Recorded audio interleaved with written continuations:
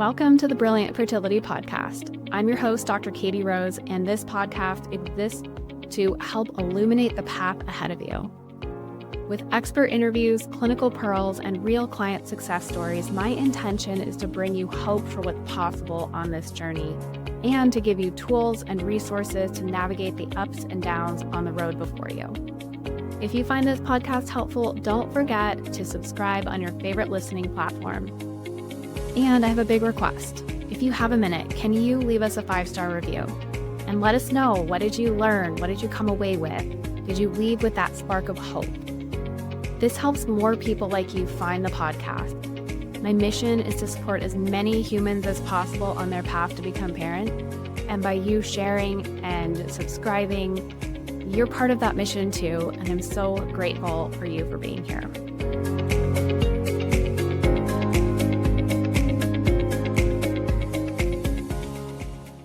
Welcome back to the Brilliant Fertility Podcast. I'm really excited about our guest today. I have Krista Powell here with us. Krista is a pleasure guru who infuses practical tips and mindset coaching to help women uplevel their connections and transform their lives. And her signature group program, Emerging Bliss, provides a secure setting for women to learn how naming and expressing their needs in an intimate setting can transform their everyday life. Krista, thank you for being here. When we talk about pleasure, I think people in the fertility journey can get a little hung up and anxious. So I'm honored to have you. I'm so excited to be here. Thank you for having me. Yeah, so one of the things that I hear from my clients in the Brilliant Fertility program, and gosh, I've been seeing fertility patients for 11 years.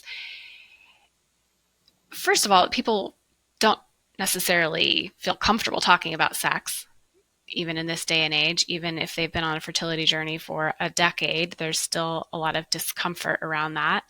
And when they do open up about it, there's a lot of frustration that has come through.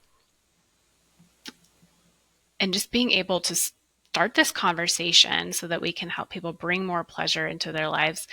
The first question is, where do we even begin with talking about sex on the fertility journey?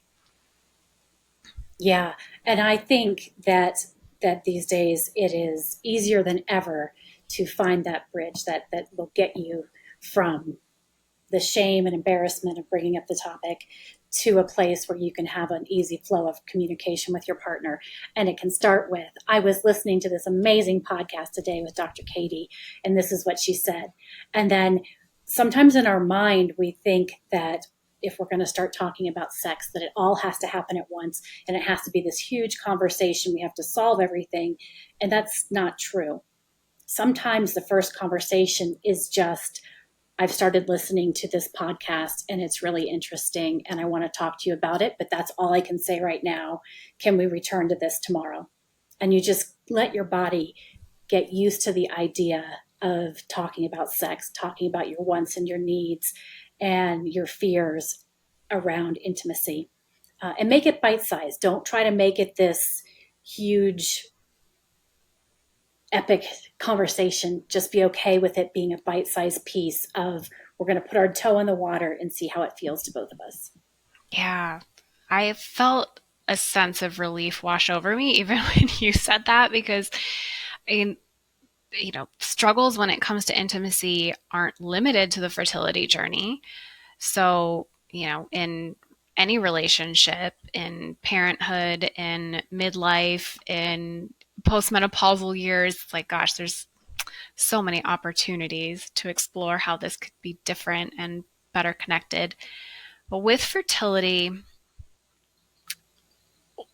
what I kind of faced for myself, and also where a lot of my patients have brought up the worry, is that sex starts to feel like it's this chore that, because that is the thing that is supposed to create the baby, there's so much pressure around it. And then when it's not working, there starts to be this disconnect with that physical, or, we start talking about how, we're only having sex around ovulation and it's feeling really pressured and it's not very enjoyable anymore. And Can you speak to that, like both from maybe your own experience and then like your experience as an intimacy guide for people? Yes, and I felt that too when I started to think about like trying to remember. It's been a long time now when I was working to have babies. It's a long time ago, but I can still feel it in my body, that dread of like, oh my God, I have to show up and just put my body out and just wait for my body to cooperate. And the thing that was missing in that journey was pleasure. Like you're so focused on that masculine energy that like, here's what we have to check off. We have to check our ovulation, we have to check our temperature, we have to check our mucus, and we have to see like, if that all lines up, like we know what has to happen. We don't have a choice. Like we're so focused on creating this life that I forgot that I was also creating a life with my husband, like that we were laying the foundation for how we would show up and take care of each other in the coming years. And if I could rewind and do it over, we would have talked more about our fears. We would have shared that we have these parts of us that we know are not true, that we know that we're not broken, but that feels very real inside of me right now. And just giving a voice to our fears can start to bridge that intimacy and start to be like, I see you. I hear that you're really scared. I don't think that you're broken.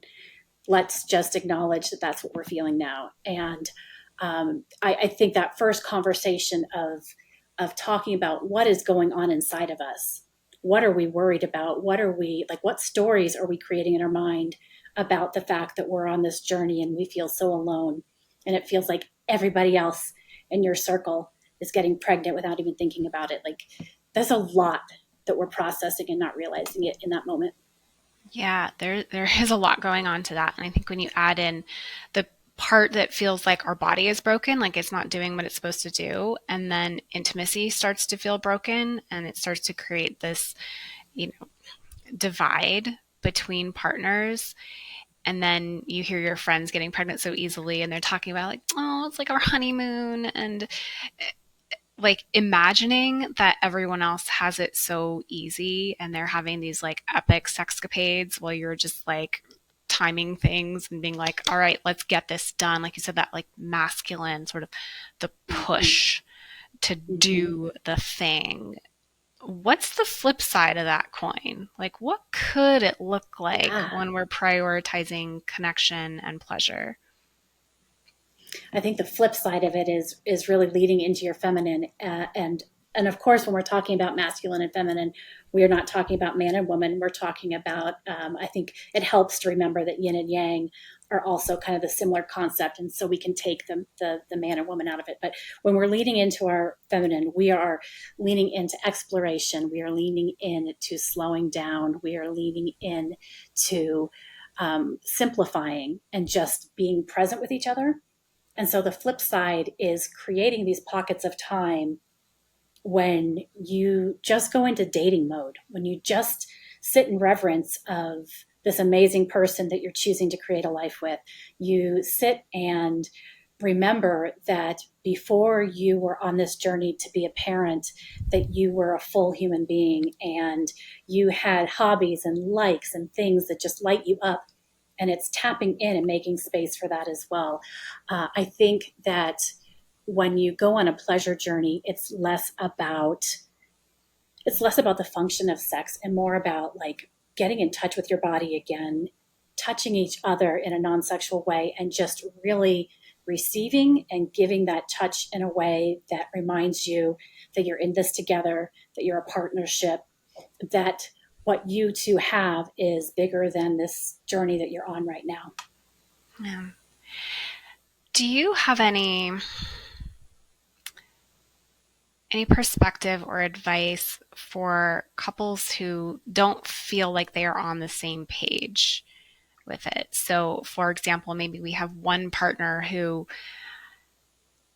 is feeling so strongly that, they have to have this baby, like this, like they cannot imagine a world in which they don't create this life where they don't have this opportunity. And then we maybe have another partner who's like, meh, it'll happen when it happens. And therefore, the feelings around intimacy are really charged and on different planes as well. Like, where do we start to meet each other in that? I think it's important to validate both perspectives and to honor whatever feelings, whatever emotions are coming up for you and your partner. And then it is finding ways, again, to connect that don't involve sex, that involve receiving pleasure, that involve connecting with each other and remembering that you two chose each other to build this life together, and find that common ground, find that connection outside of sex, because when you can talk outside of sex, like there's a parallel. What happens in the bedroom, what happens out of the bedroom. When you're aligned in the bedroom, you're going to be aligned out of it. And if you can infuse some pleasure back into intimacy, then that can take some of the pressure off of getting caught up on the outcome of your union, so that you can just be present. You can be doing the steps you need to support conception, and also make it enjoyable without focused on how you define success of that coupling. This episode will probably be following one that we are putting out on surrender. So when you talk about not having the expectations on the outcome, I know that people are like, how do I do that? Please share the ways. We recently talked about how there's no one set way to surrender. It's partly just finding your own version of that. But are there some specific, ways of incorporating more pleasure outside of the bedroom, connection that's not sex related, that can give people this relief, this opportunity to explore without everything coming down to it? It's all about the baby. It's all about the sex to get the baby. Yeah, and I can't wait for that episode because surrender is such a difficult concept for most of us. I think that when we surrender, for me, that means you are enjoying the journey. You are not fixed on this outcome that you have no control of. You are packing the picnic lunch and just seeing where the day takes you, rather than thinking that the only way the picnic is going to be fun is if we go to this one specific park and have all the conditions perfect. Really getting back into dating, I think, is important. And I know dating is such a weird thing to bring up, but to me, date night doesn't have to mean, if you have kids at home, it doesn't have to mean getting a babysitter and making a big production. It can be just carving out 10 to 15 minutes in your existing home, away from the couch and the TV, just some little corner of your home, and just connecting on a human level of, what are my fears? What did I really read this week that was really interesting? What is it that my friend told me that I can't wait to share? And it's just like that human connection of relaxation and remembering that this is just one chapter in your life. When I think back of my own fertility journey, it felt like so all encompassing. Like this was all my life was ever going to be, was like, I felt very stuck. And realizing that this is just one chapter of a very long book in your life with your partner, I think helps give some perspective, and it helps you also to plan activities that are not just related to conception. And so that you can have other goals and dreams, so that you're not just focused on this one activity that ultimately we don't have a lot of control over how it happens or when it happens. Yeah. How do you think that version of yourself who went through a fertility journey many years ago, how do you think you might have received that advice? Yeah, that's a good question. I don't think I would have believed it. So maybe the surrender is opening up to the possibility that your journey looks differently than what you have in your mind, that you don't have to, that you can just relax and be, and trust that you're following your doctor's advice, trust that you're doing these things. And it is that letting go of believing that you have to be focused on this goal 100% of the time for it to happen. And it is, I guess you could call it an exercise in faith, that you have to trust that by spending the time to develop your relationship with your partner, by spending that time to be loving towards yourself, by spending that time to really find out what brings your body pleasure at that time, you are starting a dialogue of a communication with your partner that's going to last your lifetime of your relationship. And so I think it's remembering that you don't just have one goal. You're not just focused on conception. You're focused on building a family. And when you're building a family, you and your partner need to be connected and on board with each other as well. Yeah, that's really helpful, because there's a couple of clients that I am sort of keyed into knowing that if we told them this, that you can surrender, that you can find pleasure in this moment, and it won't reduce your chances of conception, maybe it will even increase your chances of conception, that believing, that part of you that can wake up to, oh, that might be possible, that I don't have to be giving all of myself to this, losing myself to this. Yeah, I think, I agree. I think there is a point where we have to choose to believe that something else is possible. Yeah. How would you relate this, some of the stories that we tell ourselves?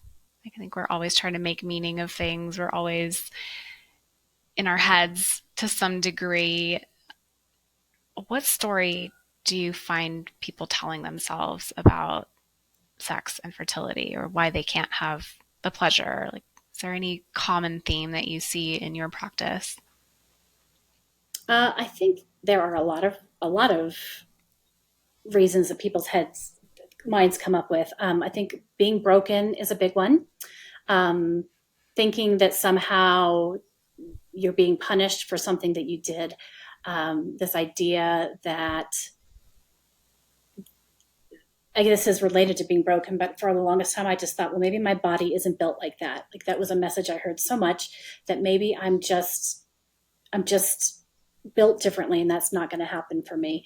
Those are all very common, and all of them, I think, once we identify that this narrative is going on in our head, we can take steps to try to stop it. And if you can't stop it on your own, it's knowing that there are so many professionals out there who can help you, because you don't have to have those negative narratives of whatever story you're coming up with going on in your head.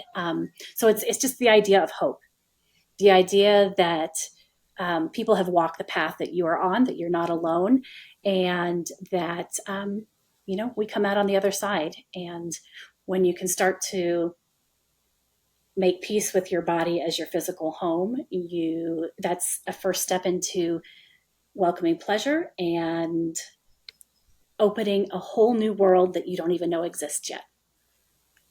I think that's so beautifully said, that I have nothing to add to it, because it was just as perfect as that will get.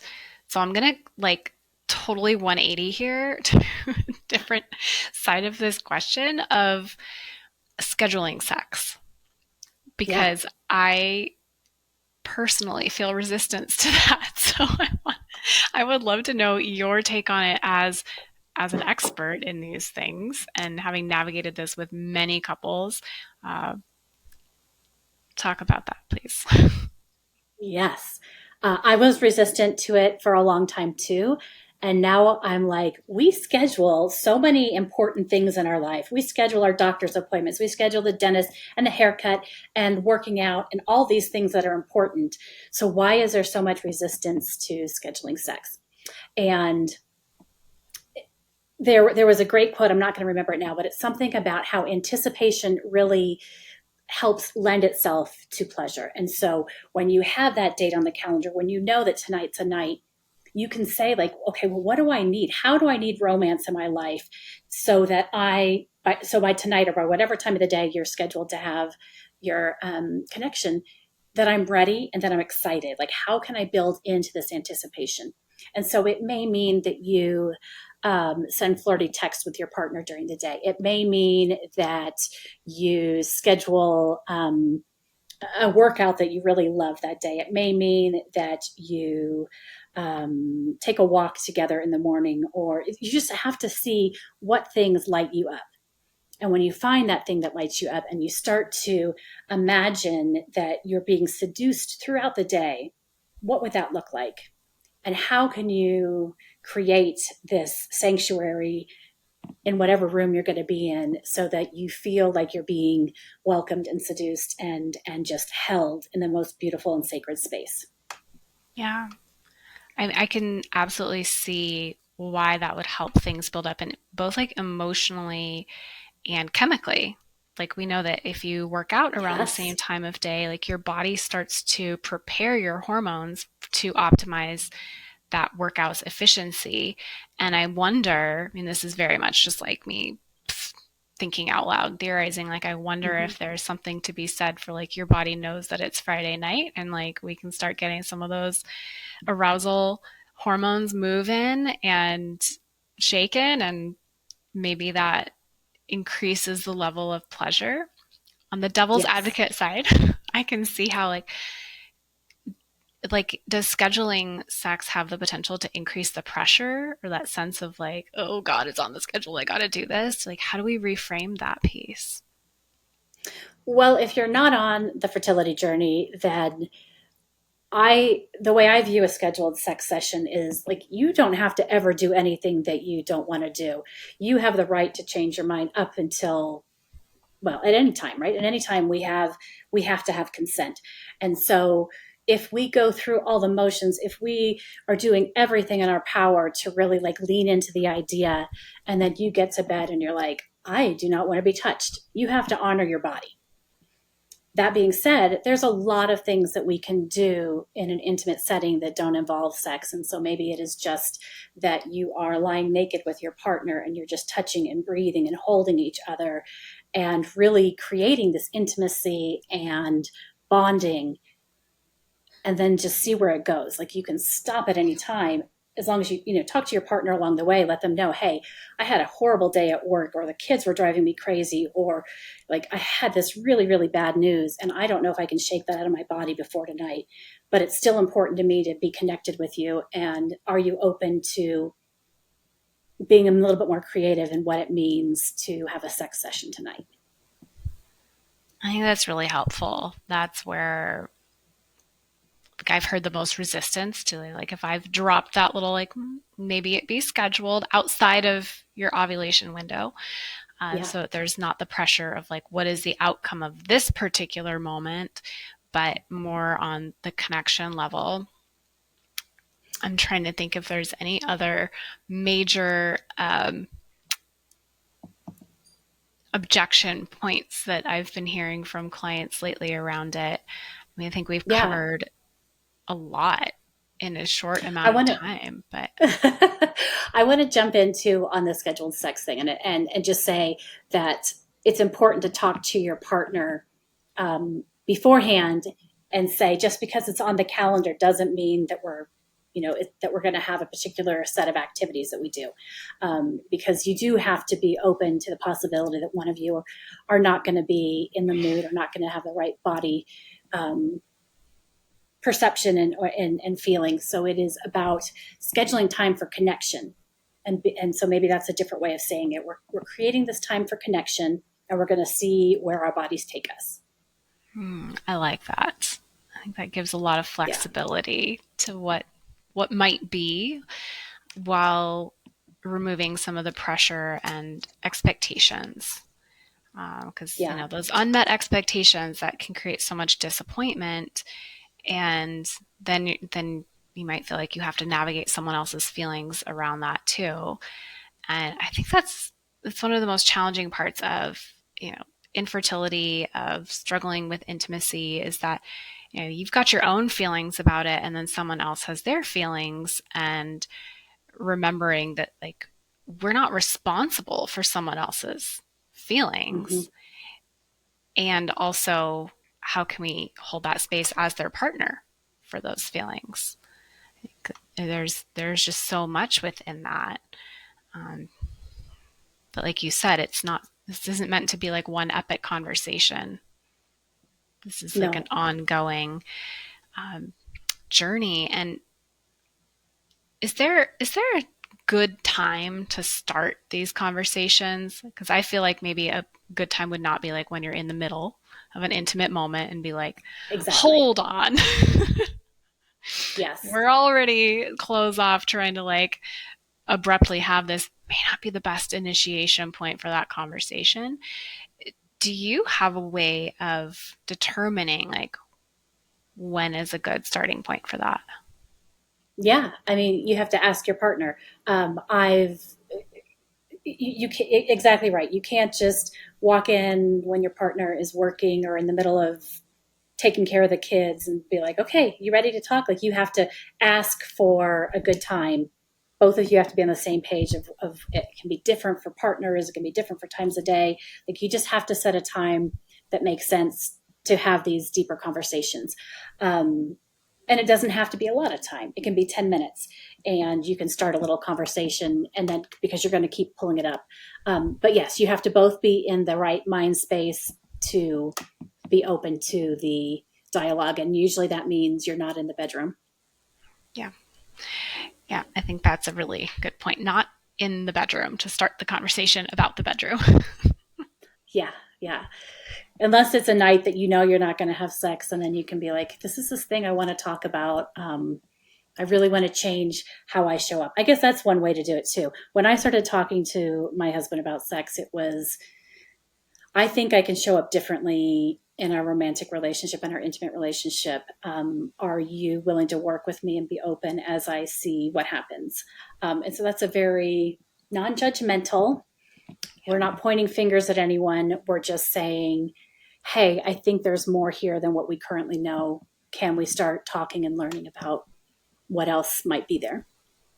Absolutely. I think that's such a good point that we're probably all at least unconsciously aware of when we bring something up. Like, we're not attempting to highlight someone else's inadequacy, although that might be how it's perceived, as like, oh, they said this and now I'm feeling all these ways about myself and how I'm lacking in the bedroom, or how I, did something wrong. Like, this really is about how do we bring our best selves to the table here and highlight each other's strengths and support each other. And that's something that I wish we were all born with a manual for, like, how to communicate with each other effectively on. Yeah, it's an ongoing struggle, I think, for all couples, all dynamics of people, because we use different words and different language and different intonations, and sometimes the words don't quite capture what we're feeling inside, and so our partner hears the wrong message and answers the wrong question. And yeah, it is just bringing awareness to that and just being like, okay, how can I show up differently and use different words and try again. Yeah. So let's maybe play out a hypothetical scenario in which maybe we've brought it up in not the best way, and we have a potentially bruised ego on the other side of it. How might we go about repairing that situation so that we can come to the mutual understanding and connection again? I don't think it's one conversation. It's going to be an ongoing set, but the first one is to apologize and to let your partner know your true feelings and how much you adore and cherish them and what they bring to the table, and ask if you can try again to explain what's going on, and just give yourself some grace of realizing that we are human, and you're in a particular time in your life when you're under a lot of stress. There is a lot of stress with that you don't always recognize and don't always acknowledge when you're trying to conceive, and just leaning into giving each other a little bit of grace and forgiveness when appropriate. Yeah. It requires like a lot of self-compassion, a lot of vulnerability. I'm finding it easier and easier, but vulnerability was not a strong suit of mine. No. And I almost found for myself that it took going through like particularly difficult times to allow that vulnerability to come through. And honestly, if I didn't have resources in terms of great friendships, great practitioners, I don't know if I would have ever been able to access that vulnerability. So when people feel like they're alone in this, they're not seeing examples. Mm-hmm. Like how do you begin feeling safe to be vulnerable? Yes. You start with easy stuff. You start and easy, right? It's all relative. But so I didn't start with my vulnerability of just jumping in and saying like, oh my God, I'm so worried this is what you think of me. You start with something simple. And so for me, that vulnerability was, I think I have more to offer. And so you just like, and then you see how your partner reacts. And when you feel that safety, you both open up a little bit more. And so then it's like, okay, I'm really self-conscious about my body, and that is inhibiting my ability to fully show up and be intimate with you. And then you're like, oh my God, I can't believe I just admitted that. He responds in a way that, again, builds trust and intimacy. And so it's this very slow dance of small things that start to build this relationship where you both are like, okay, we are safe, we are secure, and we can help each other through this. I really think that starting pleasure journey outside of your bedroom is a good way to start to build intimacy. So you start to say, what is it that you ate today that really brought pleasure to your body, right? It could be this like amazing avocado that just had the right ripeness and this beautiful texture in your mouth. It could be a really, really juicy peach that's like the perfect amount of ripeness that you eat. It could be an incredible dessert. Whatever it is, you just start to share those things because that's kind of safe, right? To share that you had this amazing piece of pizza or this whatever, this great salad that really lit you up. And then you start to be like, okay, what about if I touch you this way? And you just, right, just on the arm, nothing sexual, and just play into learning how to acknowledge what feels good in your body and what feels good to your partner. And then just start to open this up. And then you start to weave in some of the more difficult conversations. But just baby step your body along so that it knows that you're in a safe relationship, and that your confessions are going to be met with love. I love that so much. Go ahead. I was just saying, we hold so much inside because we're so worried about what the other person is going to think or say. And usually they are not these like huge revelations of something that you'd see in a movie, right? They're not this like earth shattering. They're just something that feels like that in our body. And so we just start to look for evidence that our partner is supporting us and look for evidence that we're in a safe space. And then when you feel safe, you go with your big reveal, whatever that might be. Yeah. I think that reminder that like we are all so wrapped up in what other people think of us that we forget that most people aren't. They're also wrapped up in what they're thinking about other people thinking about them. And so just remembering that like no one is actually that wrapped up in you. In a good and they way. haven't lived the same life. Exactly. They haven't lived your life. And so the shame that you've associated with some story about yourself may not even exist in them. And they may be like, I'm glad you told me that. I've never thought that. And you can kind of start to feel lighter and start to feel like those things that were weighing so heavily on you being released. Yeah. I do want to touch on shame for a moment because Mm-hmm. it is this insidious emotion that can create so much turmoil, and it's such a common one with fertility. And I see it in almost all aspects of the fertility journey on both sides of partnership. And, one of them might be like, I feel so much shame that we decided to do IVF because we were just over trying to have sex. Like we wanted to just take sex Yeah. out of the picture altogether. And sometimes it's more like the shame of like feeling like my body is broken. Maybe if the male partner doesn't have male factor, but they're like, I feel shame because I don't feel like I have anything to contribute to this support system. Like I don't know how to help my partner. It can be really a troubling piece of where people can get stuck. How do we Absolutely. begin to bring more compassion to that picture so that we can let go of shame?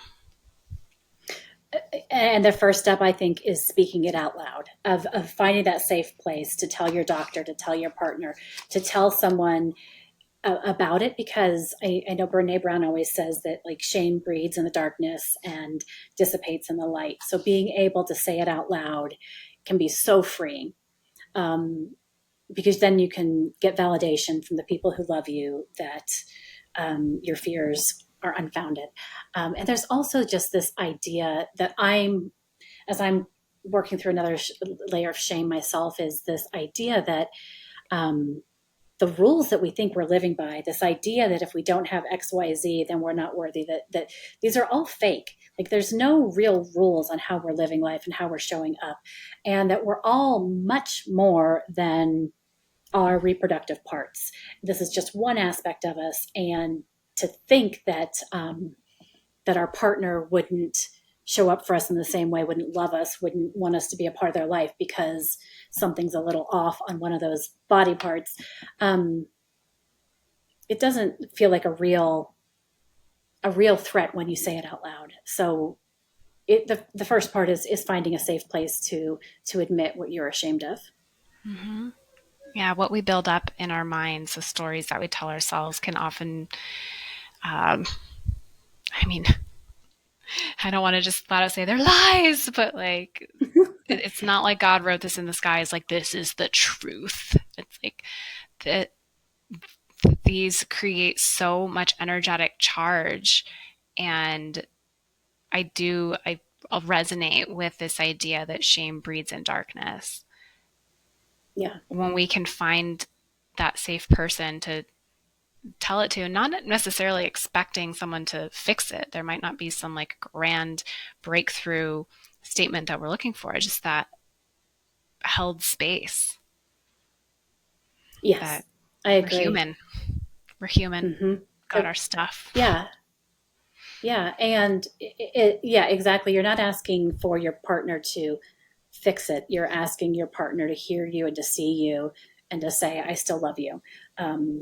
This is not, this doesn't change anything. And then walk hand in hand as you learn to believe that yourself, because it is not just, I mean, for some people it is that you can just be like, okay, I'm admitting this thing about me that for me, it was, I'm not ovulating every month, and that might be a shameful thing. And it's not like someone can say, you don't have to have shame on it and it's going to be gone. It may take a little bit of walking down the path and reminding yourself and coming back to the conversation and just giving yourself some grace before that is released and you can believe it. Yeah, absolutely.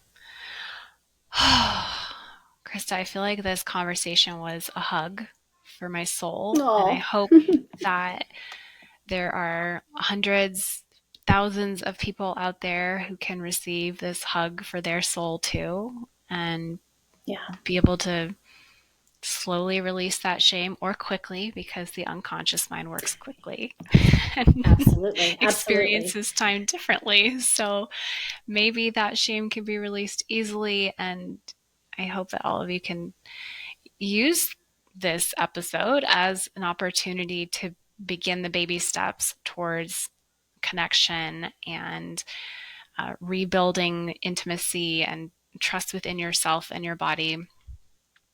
Krista, I would love to know more about the Emerging Bliss program, and I'm sure our listeners are curious to know about how they can get more support with intimacy struggles as well. Absolutely. Emerging Bliss is a 10-week program for women, and it is a group program. We have recorded videos. We have group coaching calls. We have Voxer support as we go through it. And it's really an invitation to return home to your body, an invitation to release any shame you may be carrying, to really step out of your head and get back into your body and get in touch with what brings you pleasure, to have some activities to connect with yourself as well as with your partner, and really learn to lean into your feminine. So many of the women who come to the program are highly successful, highly driven, very much in the mindset of excelling at everything they do. And this is just an invitation to remember that you are perfect exactly as you are. You are worthy exactly as you are, and you don't have to do anything to prove that you are entitled to love or pleasure. And I know some emerging bliss babies have emerged as well. So we are going to be putting a little warning on place this time that if you're not open to another pregnancy, that get your birth control in order. Yeah, I mean, I really feel strongly that, the fertility piece is not just physical, right? We've got the mental, emotional, spiritual piece. And from the physical side of things, your anatomy, your labs, the semen analysis, that can all look perfect. And there can still be things within the mental, emotional, spiritual bodies that create this block. And it's not like a concrete roadblock. It can just be like a veil that needs to be pulled to the side. But, doing this type of work that allows you to step into the feminine and receive and experience more pleasure, like that may be an avenue towards optimizing outcomes with fertility as well. So I'm really grateful for the work that you do. And how can people reach out to you? What's the best way to get a hold of you? And the best way is probably through Instagram. My Instagram handle is Golden Shift Coaching, and you can reach out to me there, and I'm happy to connect with you. Once you reach out. Awesome. Well, thank you so much for being here with us and opening up this conversation and being vulnerable about your own journey. And I'm really looking forward to what questions people have coming up around this. There might have to be a part 2. Absolutely. I'd be happy to do that.